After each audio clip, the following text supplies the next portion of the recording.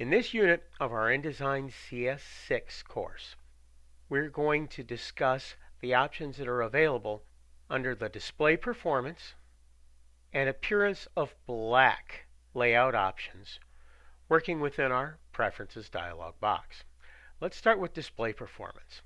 Basically what this does is this allows us to set rules for how graphic elements and text elements are placed within our InDesign documents and how they show up on the screen.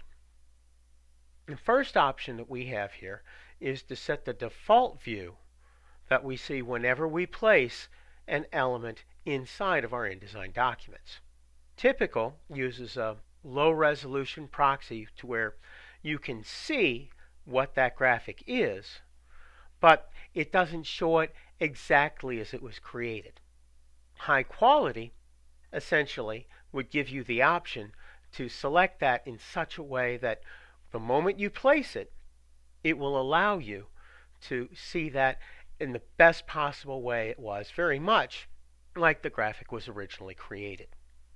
Fast is an even lower resolution option that I generally don't use. I will, as a rule, set that for typical, and when I have a specific need to see something in high quality, I actually have the option to set that independently for elements underneath my Object pull-down menu. I also have the ability here where it says Preserve Object Level Display Settings.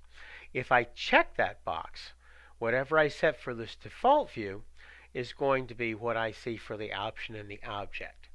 Since sometimes I do need to see something in high quality, I'll generally leave that options box unchecked.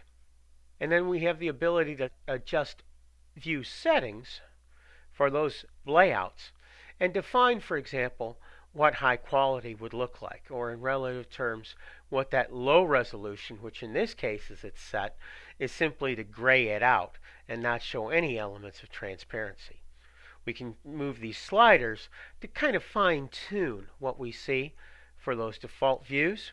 If we're not happy with what's originally set within InDesign CS6, we can simply choose the custom settings we want, and then a typical or high quality default view that we've got up above. We have the ability of that anti-aliasing. We talked about that, what that was before, and Greek type below 7 points. What that means is that if that type is smaller than 7 points at a certain display view of 100% or less, what will happen is it'll simply show as kind of a gray box as opposed to actually trying to draw the characters that go inside that small line of type. We can always, of course, very quickly return to the defaults by simply clicking on this Use Defaults button right here. Appearance of black. This deals with how black, or an absence of color, when we're talking in RGB terms, or rich black, which is a combination of cyan, magenta, yellow, and key color black colors, will appear on screen and will print when you output the file. Let's talk about how that works on screen. Rich black actually is an absence of color when we're looking on screen for RGB and grayscale devices. So as I sit there and I talk about printing black, I have the ability to say that as all blacks, or I could see that as blacks accurately as I'm working with that. So however that would be defined. The rich black is fine as we're working with it on screen because it gives us a really nice dark black color. And as you can see, that looks a little bit darker on most screens than the kind of grayish view that we have right over here.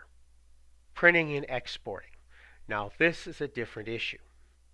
We have the options once again to output all blacks as rich black, or to output the blacks accurately as they're defined.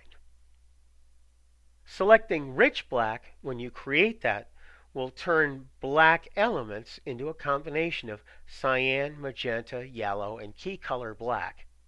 All 4 of those cartridges if you're running with a CMYK inkjet printer as an example.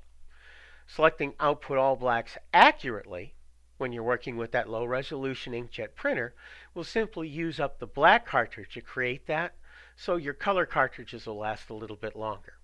That's how it works on the low end on the proofing side.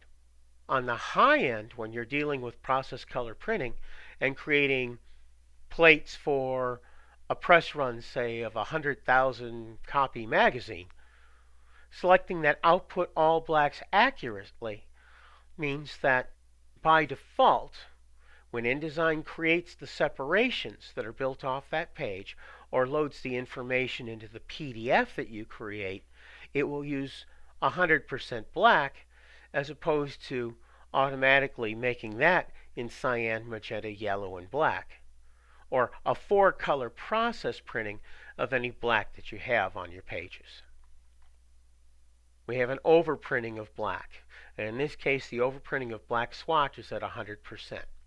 What that basically means is when we're printing in that cyan, magenta, yellow, and black, that the black is what will go on top. So it'll lay over the top of any colors. That keeps it from getting accidentally dulled if it runs in contrast to any of those 3 color cartridges as you're working with your low-end proofing printer, or if you're dealing with process separations for high-quality offset printing like you would be with that 100,000 circulation magazine.